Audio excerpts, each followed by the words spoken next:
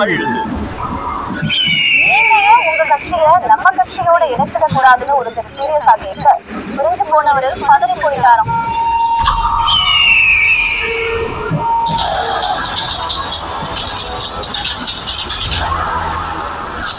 அம்மா மக்கள் முன்னேற்ற கழகத்தோட பொதுச் செயலாளர் டிடிவி தினகரன் இப்ப பிஜேபி கூட்டணியில பயணிச்சு வர்ற நிலையில அவரோட கட்சியை பாஜகவோட இணைக்க சொல்லி டெல்லியிலிருந்து தூது விடப்பட்டுச்சான்.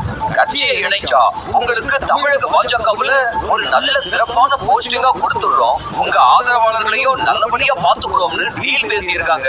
பாதறி போன டிடிவி ஐயோ சார் அதெல்லாம் முடியாது, சாரியோ தப்போ நான் தனி கட்சி ஆரம்பிச்சுட்டேன், இப்ப என்ன நம்பி ஏராளமானவங்க இருக்காங்க,